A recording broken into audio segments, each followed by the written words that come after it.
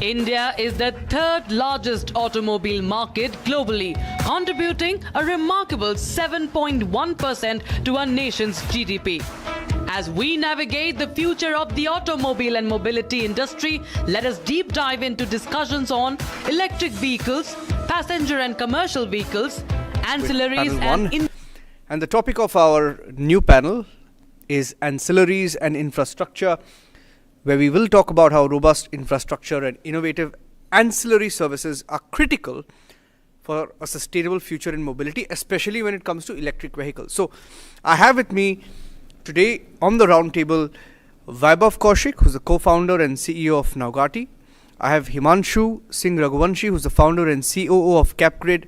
I have Venkata Saivi Reddy, co-founder of Lion Charge, and Pranay Kumar, Executive Director at REPL. So let me start with you, Pranay. Because you look at town planning, infrastructure, where do you think India stands vis-a-vis EV infrastructure? Are we ready? How ready are we? See, we have as on date over 12,000 odd charging facilities, and we need 30 lakhs. 12,000 and we need 30 lakhs. Yes. Now, how to reach it? That too, we want to do it in very fast time. So there lies the gap. Right. In terms of ramping up, yes, over 100% growth is there year on year, which is expected to further go up because EV adoption is pretty fast in country. Newer cities which are going to be planned now, very less number of cities have come in India after independence. Now newer cities are being launched. Those will be planned with these infrastructure. However, the existing infrastructure will have to do retrofitting because neither the grids have been designed nor the cable structures are like that. So there is definitely a gap. Right. The numbers, I mean, let me start with your numbers and Saivir, you can take it. 12,000, but you need 30 lakhs. And Pranay talks about new cities. And you know how long new cities are going to take, right? We don't have time. So how do you meet this challenge? Correct. Actually, to start with, the ancillaries are actually working with startups and OEMs in terms of manufacturing for the EV charging components, which is your power modules and cables. Second, there is also the PLI scheme from the government, which helps in the manufacturing sector, and this helps reduce the costs of EVs by up to 25%. So the cost of ownership goes down, increasing the EV adoption, helping increase the EV adoption. And the third and the most important thing that that is being worked on is ancillary companies are working with the National Skill Development Corporation. There's going to be about 5 million jobs created in the EV charging space and the EV ecosystem by 2030. By 2030? By 2030. So 2030. How many million jobs? 5 million. 5 million. Yeah, okay. Direct and indirect. So the ancillary companies are working with the NSDC to train and place the workforce into these positions. So yeah, definitely there is a gap, but there is also the push coming from the government to support the supply and demand side of it. Right. And there's also now people realize that it is not just EVs being cost efficient, but also a practical way to charge their EVs, right? So they'd like to charge wherever they are, and definitely also use the public charging infrastructure. So it's all about how ready the property is. When I say property, the house or the office, how EV ready is the property. It totally boils down to that. Okay. Himanshu, when you speak of India as a market, right, we have a unique problem. I don't know whether it's a problem. It's a good thing, maybe. In the previous panel, we spoke of some bright spots for India, that the best interest that people are showing are from 2-tier, 3-tier, 4-tier cities or towards EV, especially in the 2-wheeler, 3-wheeler segments, right? Absolutely, yeah. Now, it's a good problem to have. Now, but we also have a complex problem because when you look at the infrastructure, the charging points, right? Now, this is the first question that comes to your mind, right? and whoever has a four-wheeler likes to drive, of course, unless it is within the city. So, what are the gaps that we face right now in terms of charging infrastructure? Sure. So let's look at the lay of the land for a moment. Like in the entire EV ecosystem, I mean, I know I may not sound too profound when I say there is a V in EV, which is the vehicle itself. Correct. But the surrounding infrastructure, when we talk about it from the back stream and the front stream point of view, we've like to your question of the front end side of the infrastructure, I think there are various gaps in terms of, I'll give you an interesting statistic, like there are 27 cars per 1,000 people in India, right? If we compare it to US, they have 975 cars per 1,000 people. The infrastructure gaps that we're talking about is in terms of the EV market share within those 27 cars per 1,000 people. But I think we should look at it holistically because this number is also going to increase, even if it becomes 100 cars per 1,000 people. And broaden the spectrum of just infrastructure, right? There are 100 plus EV cars in India at this moment with just one charging point. If we compare it to some Nordic countries or even US, this isn't like low double digits, right? 10 to 15 cars per charging station, right? The first thing is that India's baseline is very low. If you talk about the adoption, it primarily comes from the two-wheeler industry, the three-wheeler industry, or the electric buses. But cars, we have a long way to go. The number that I think one of my co-panelists was also pointing towards was 30 lakhs, right?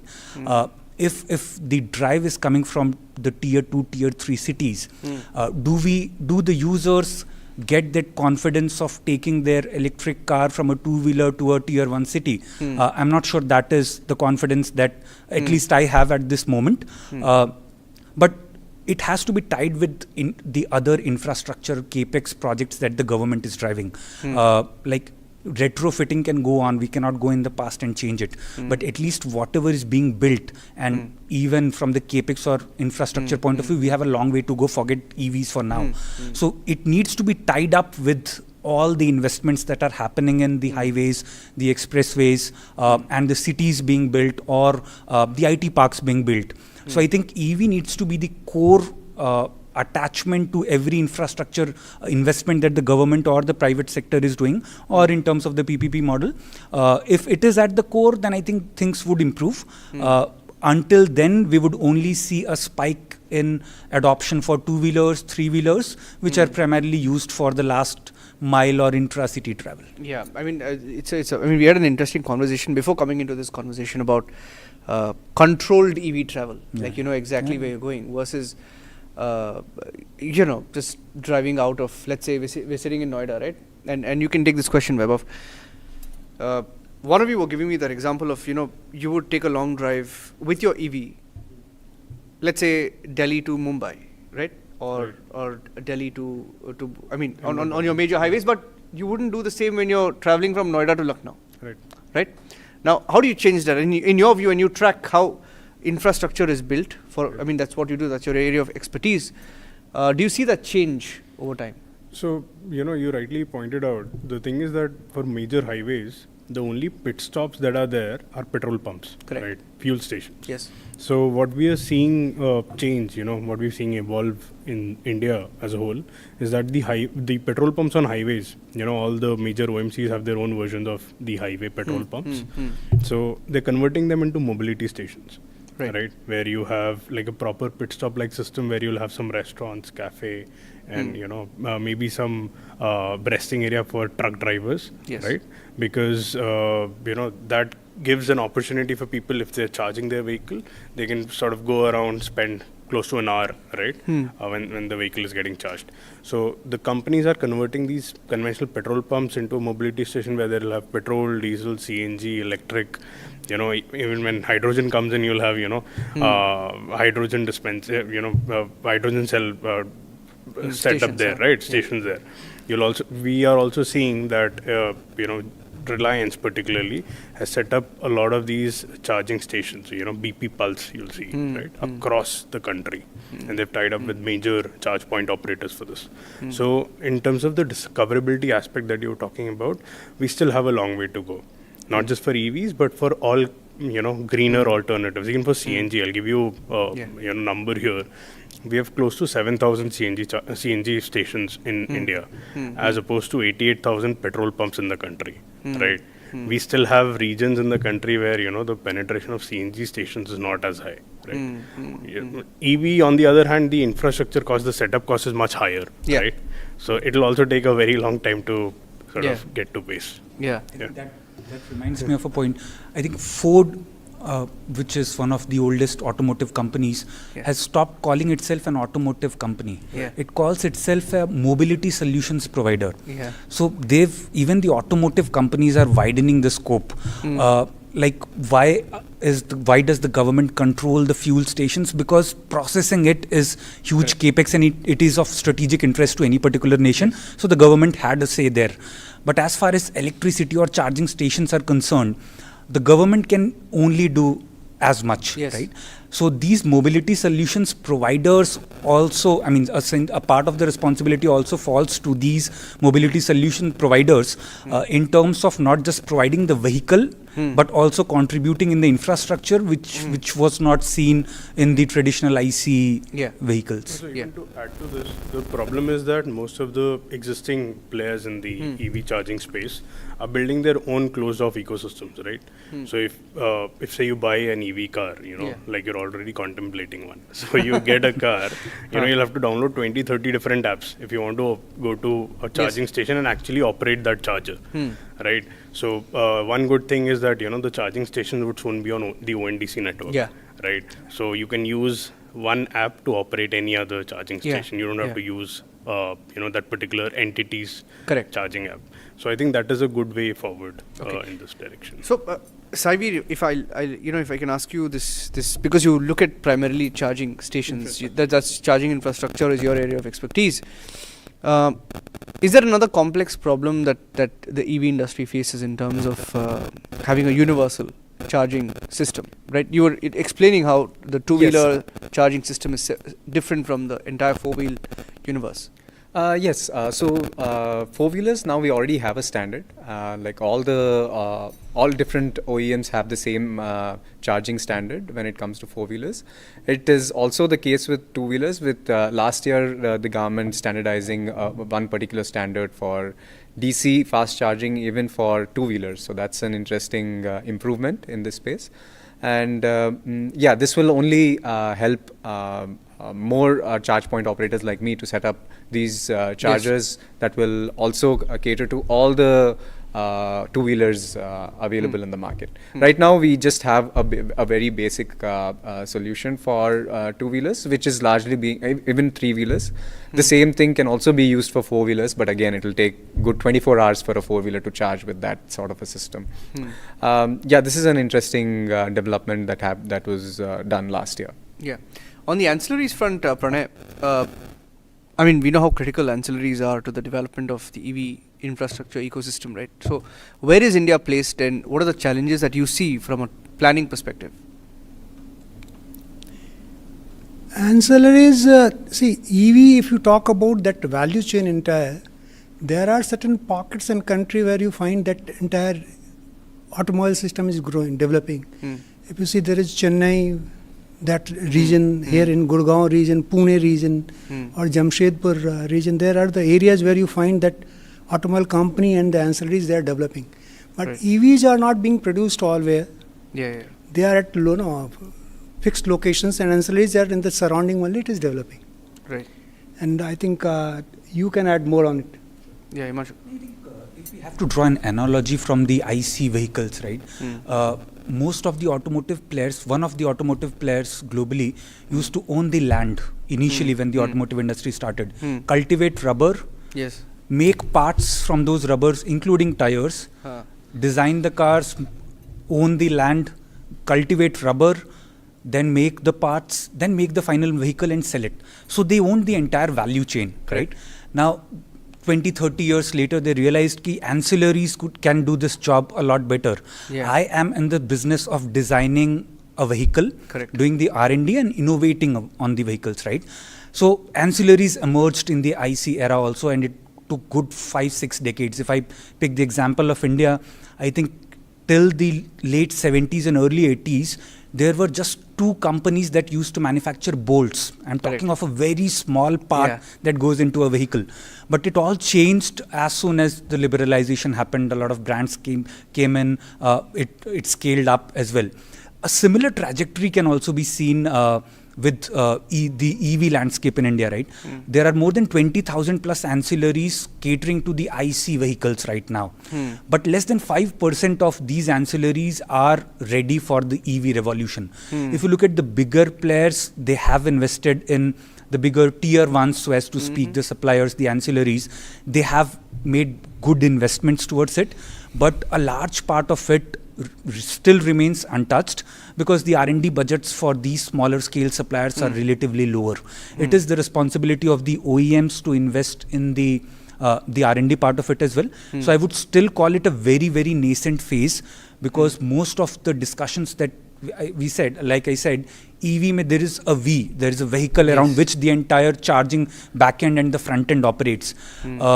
Even if you focus on the vehicle, the R&D part of it, the innovation part of it, the front end in terms of the charging infrastructure, the longest time that it is going to take is to build the back-end infrastructure, which is the ancillaries, right? Having said that, in the last couple of years, because of the FAME and the recent PM e-Drive initiative, that is promoting localization. The PLI scheme that is offering a lot of subsidies and incentives to these ancillaries and manufacturers, they are still coming up, but I think it's still, I think, in terms of the import localization or the dependency on the domestic ancillaries, we are still at least a decade away from reaching that stage. If you look at the IC vehicles, we've attained 90% localization in the tractor industry, in the agricultural equipment industry. In a two-wheeler, 90% of the components are manufactured domestically. Correct. Even after like 6-7 decades. So for EV, we are a good decade away, but I think these schemes will promote ancillaries to invest more. So let me put it this way. How much are we dependent on China? I think substantially in terms of the battery tech, but companies are still trying to build indigenous technologies, but it'll still take, as you mentioned, more than a decade to match that level of quality. Okay. Why is there a disparity? I mean, we were discussing it, a disparity between the infra in, let's say, you're from AP Telangana region, right? You operate mostly there, and in like in Maharashtra. And then, do you see that southern, western regions are more adaptable, ready for EV compared to the rest? Do you see that as is that perception for real?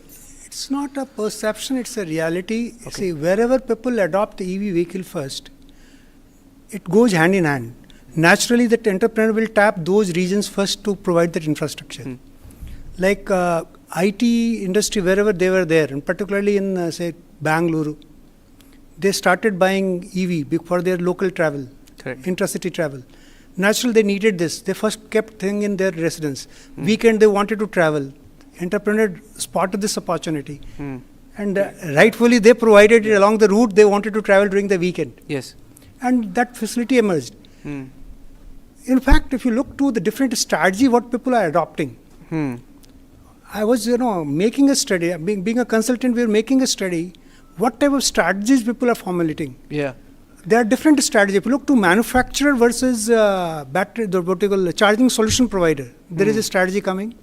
There is a strategy emerging between manufacturer and old conventional fuel charging station, which is becoming now energy charging station. There is a a strategy coming between government focus, then there is a technology provider. Some examples are there. Like a static, if you look to, there is a solution provider. They are tying up with all variety. They are tying up with HPCL, BPCL, and then they are providing. Why BPCL is tying up with them? They want to become more stability related. As a result, they want to go to 7,000 outlets. They want to convert to energy charging. Means they will become mixed. Yeah. So is the case. People are going like MG Motors. These are manufacturers. So is the case. Tata Motors. They are manufacturers.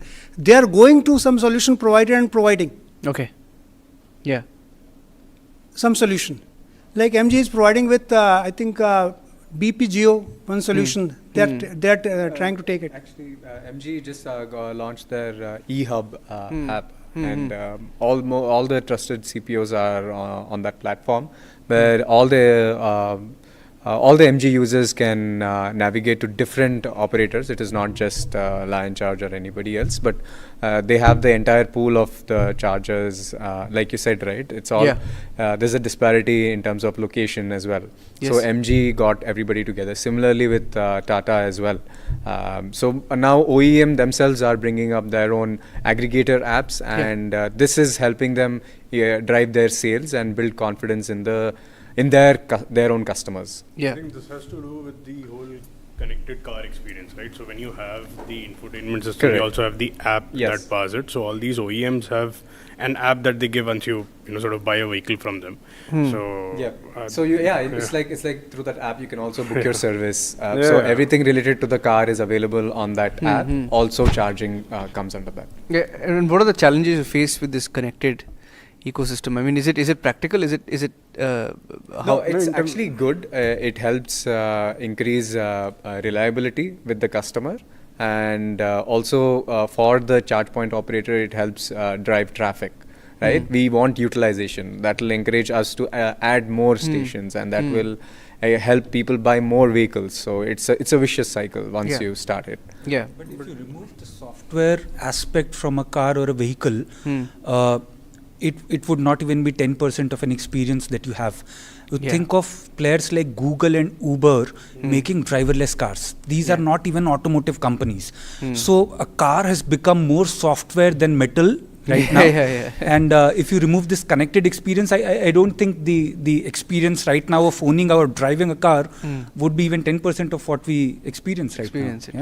No, and also, you would have all these OBD players, coming in just to know where the vehicle is. So once you have this whole connected car experience, all these newer variants will have it, right? Yeah. So the benefit is that you don't have to have a separate OBD device that you insert into the vehicle. The 2 points which I wanted to add.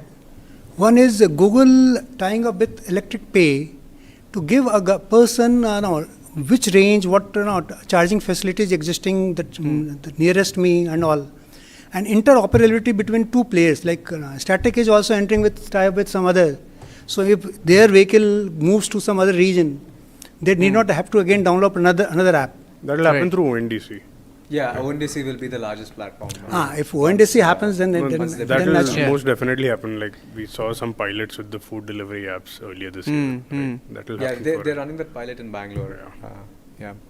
Himanshu, how do government policies affect the ability to implement these infra projects on the policy front, right?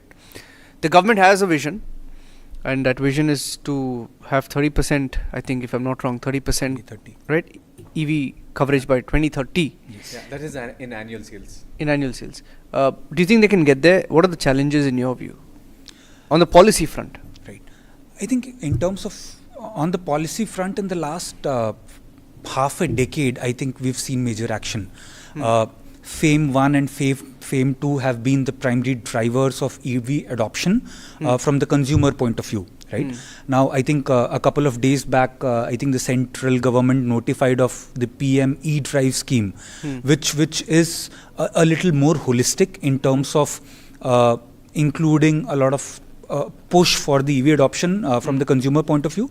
Also in terms of the charging infrastructure, I think there is an outlay of 2,000 crores, if I'm not mistaken, that's allocated only for the developing the charging infrastructure.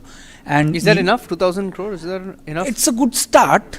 2000 this is largely focused on highway charging, right? Largely focused on highway charging for intercity commute. Okay. Right, everybody who owns an EV right now is able to drive only within the city. Yes, from home to office, office to home, or just another 30 kilometers, but not drive to another city like we were just talking about Noida to Lucknow. But in India, like if you look at again the point that we were discussing, 30% in annual sales, I think 2-wheelers and 3-wheelers may help us get there. 3-wheelers have got, have more than 60% market share of all the 3-wheelers being sold. It comes from the L3 and the L5 variants, like the electric vehicles. So 3-wheelers maybe will reach there sooner, But if we have to look at it holistically, 30% of the entire sales, we should aim to sell 30% electric cars out of every 100 cars being sold. For that, I think a huge investment is also required. I think a lot of incentive programs should continue at least for the next good part of the next decade, if we ever hope to reach there. Yeah. Again, my point. Why you don't sound very optimistic? Because we understand. No, that's why I'm asking. Let's have a frank conversation. I mean, you don't have to be diplomatic about it. I wanted to add there real issues. and I wanted to add there in terms of numbers. See, typically 80%. No, he was confirming just before that this conference started. 80% is either domestic or that commercial where you are putting your vehicle in that office. Okay. 20% is what you otherwise need during for the public. Yes. So 30 lakh out of which you need 20%. That means 6 lakhs what you need for the public charging. Yeah. For the public charging, that the typical facility will charge minimum 35 lakhs for if you are putting one charging station. If you are putting 4, around 1 crore is what you are spending. Now 1 crore, that means you are covering 3-4. And in case you are wanting to reach that number, around 2 lakh crore would be required that investment. 2 lakh crore. Yes. And there's an outlay of 2,000 crore right now. It is a government investment. I understand that. Entrepreneurs have to bring the balance. You look at the Japanese car companies. Yeah. I mean, how many car EV models can you name from a Japanese car manufacturer? We'll struggle to name even one. Yeah. Hybrid technology has existed for the last good 2.5 decades now, right? Why are these car companies a little reluctant to come up with a lot of new EV models, right? Even you look at the last 6 months, you would have 10 new variants being launched in the IC segment, right? So car manufacturers are also shying away a little bit in terms of the push, in terms of coming out with new models, only because of a lack of infrastructure in the country, right? Now, as I said, I feel as compared to the petrol and the diesel fueled vehicles, wherein the government had a majority of the work to do, here I think it needs to be a distributed ownership in terms of who takes the onus of setting it up. We are a lot more technology driven than we were 50 years back. Yeah. So I think a lot of startups like the people sitting in the room, along with these mobility solutions providers or the automotive companies, have to take the lead. Let's say a decade back, who would have thought an MG or an Audi or a Mahindra would tie up with startups to focus on the charging infrastructure, right? Because in IC, everybody looked up to the government. The government would have the likes of BPCL, HPCL set up fuel station. Here, the car companies are also taking ownership. So I think that distributed ownership is required in the form of subsidies, in the form of legislations also, because you're not just selling an electric vehicle. In order to sell more, what infrastructure do you need? The car company should also look at it and invest along with the government. But are Indian EV startups equipped to push in that amount of capital on the charging Not right infrastructure? It's all about innovation, right? Definitely, people are ready to invest in this space, right? This is only a growing market and at a very fast rate, right? It's all about innovation, right? What problem you're solving and how quickly you're able to address. Are there any regulatory hurdles? No, actually, to start off, especially the EV charging part is a delicensed business, right? So that gave a lot of push to many operators to come into the picture, right? The most important thing is also it's not about just picking up capital and setting up infrastructure, but also ensuring that they are running, right? They're in operational condition. That is the most important thing that is required. And whatever innovation that can be done in that space, making use of IoT devices or ensuring there's enough surveillance around the charger as well, because there's a lot of vandalization also that happens in a public domain space. But that's not the case with charging within the society or in your office, right? Yes. So these are more safer places to charge while you are working. Yes, that's one of the reasons why they don't allow outsiders also to come inside and charge, citing security. Even in case of a public charging setup, we'll have to focus on both the O&M part of it and even the utilization aspect. Because you're mentioning that the auto manufacturers, OEMs are not really coming up with new models. We were discussing. Is there any challenge that you face in scaling up, especially on the charging front? Yeah, I have got one thought on it. One area which has been overlooked is when you start charging, it starts drawing electricity. When you start charging a large number, naturally if you know that back EMF comes, that level of grid pressure has not yet faced. India has not seen that type of how to manage the grid like that. Smart grid has to be developed, and that development is still pending. In case today, if you give 20% charging facility in a society, society and the entire background grid has not been developed like this. If 20% people start charging together, Then how will that grid behave? People have not worked out on it. It may collapse. To add to that, actually, in fact, counter to that, now you have smart systems, right? When we know like 20 cars are trying to charge, like you said, right? The apartment is not ready. The apartment is not ready. But with smart load management, your system identifies that, okay, now all 20 cars are trying to charge, but we don't have that load.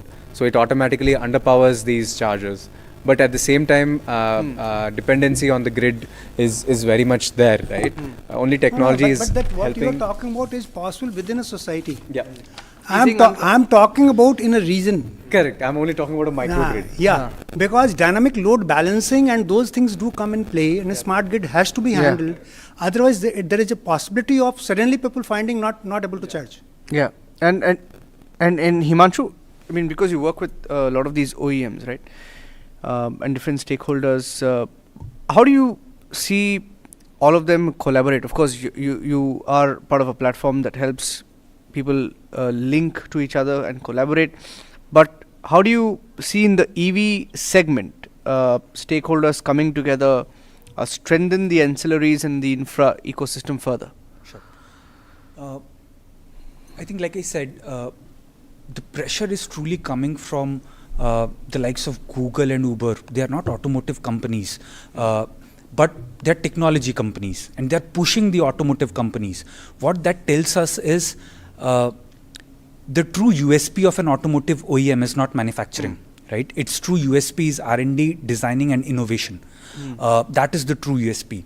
And that is what they're good at. What differentiates a Honda and a Volkswagen? It's all, the parts are virtually the same, right? In terms of the nomenclature. It's the design, the R&D. Now, auto ancillaries are manufacturing experts. Their USP is manufacturing. And that is where companies like us also play in, not just in terms of taking complete ownership of the supply chain and manufacturing, but also in terms of the value addition to the auto ancillaries. Like I said, of course, if you look at the automotive OEMs, you have like good R&D teams, big budgets. But if you look at the auto ancillaries, the R&D spending is pretty low, right? So there is a room for players like us, like CapGrid and certain other players, for value engineering, working with auto ancillaries and OEMs, and adding value, creating value for the auto OEMs, working with auto ancillaries, right? I'll give you a very small example. Like I think the government, under phased manufacturing scheme, mandated, I think, a certain percentage of localization in the EV chargers. I was surprised, a small screw was being sourced from China. Oh my God. Even a small screw that we had to develop or localize in India. We were working with a charger manufacturer. And you would be surprised again that the design the Chinese component had was pretty much cannot be manufactured in India unless a huge investment was made for a very small screw. So we created a particular design, gave it to the auto ancillary, got it developed, and then standardized it across a couple of other players too. So I think the auto ancillaries are willing to walk that extra mile. It's just that the hand-holding or the R&D or the know-hows need to be transferred. So OEMs, players like us, have a larger responsibility for bringing the ancillaries to that level. Like I said, there were only 2 bolt manufacturers till the 1980s. Right. once India saw that scale, automotive OEMs like the likes of Maruti, Tata Motors worked a lot, Ashok Leyland worked a lot with these auto ancillaries, made investments to bring them to that level, right? A similar story needs to be written again. If we have to reach there in a decade's time and not take 2 or 3 decades. So a lot of hand-holding investment in terms of R&D and value addition needs to be done at the ancillary level. Ancillary level. Okay, at the end of this, I'll give you 30 seconds each. If you can just, from a policy perspective or a government initiative perspective, if you think something is going to be a game changer, I'd like to hear from you. The new PM e-drive scheme, which has just been rolled out, is really good for the EV ecosystem as a whole, supporting both the supply side and the demand side of it, and especially even the focus on establishing the charging infrastructure, largely focused on intercity commute and powering buses, heavy vehicles. So they're looking to set up these, in a PPP model, looking to set it up. I know you're happy, but you want something more. Is what was my question. No, actually, we take baby steps, right? Okay. That's how it starts. No, but I'm asking you for a game changer. What do you, if I had to ask you, is there a game changer that you are looking for? I really think we need more. We need to add more charges, right? That push is coming from the government, and now looking at the investment that the government is making, there will be private entities also willing to jump in and set up more. So this is just a catalyst. Okay, Pranay. Government has done enough in terms of providing incentive to manufacture more. In charging space, that support is required, and as I told you, on the area where individuals can't do it, it has to be done at the grid level. That effort is required. And also on terms of compliance side, where like 20% charging facility, what they are talking about, it has to be enforced. Has to be enforced. Because well, it is there on paper, but at times we find that people are not really adhering to it. And then creating awareness. Government has done so through universities and colleges. But you know that EV, while we talk and sit and talk about it in NCR region, but tier 2, tier 3 cities and others, still there is lots of gaps in understanding how this entire ecosystem operates. Himanshu? I think we need to go top down here.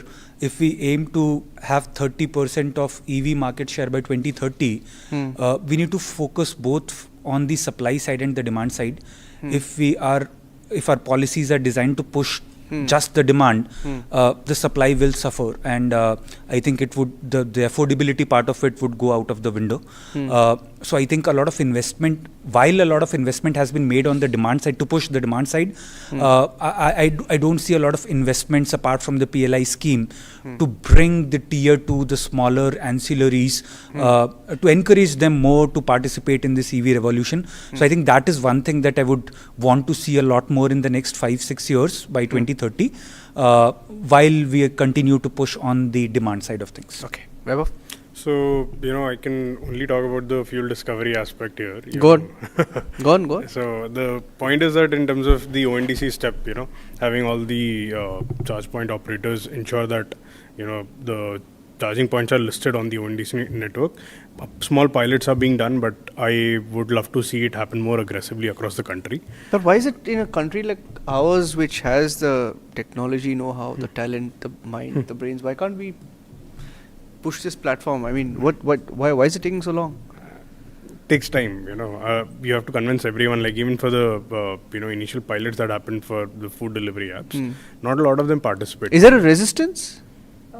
It depends from a CPO to CPO on how they view it.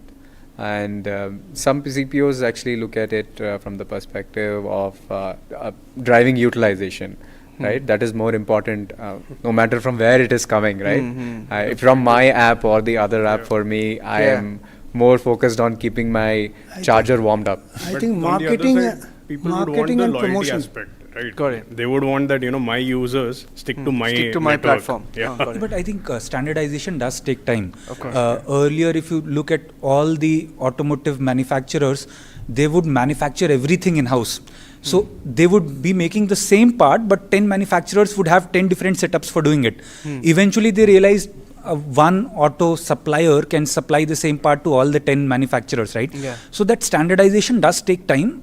In a nascent industry like the EV industry, I think people will try to experiment and find their own course until things channel down to and narrow down towards one approach. So I think that would take time, but that would be quicker than a lot of other things that we anticipate. Considering that, it is all, a lot of people are there in the sector because it is not a licensed business. It will be very difficult to have everyone come on the same table. It's all about, like I said, right, keeping the chargers operational as well. That is also an important aspect. Very interesting conversation. I mean, I've learned so much from this conversation. Thank you for being a part of it. Savir, Pranay, Himanshu and Vaibhav, thank you for being with us. All of you for joining us today, and of course the insightful discussions that we've had. In fact, Republic Digital Roundtable, Mobility Revolution, pioneering the next auto era, has brought together brilliant minds and passionate voices, creating a collective vision for the future of India's automotive landscape. We look forward to the impact that today's discussions will have, and of course to reconvening soon to continue this vital journey towards a mobility revolution. Thank you. Market globally, contributing a remarkable 7.1% to our nation's GDP. As we navigate the future of the automobile and mobility industry, let us deep dive into discussions on electric vehicles, passenger and commercial vehicles, ancillaries and infrastructure, policy and regulations. Industry pioneers and thought leaders will unite to explore the future at the second edition of Republic Digital Roundtable, Mobility Revolution, pioneering the next auto era. Only on Republic Digital.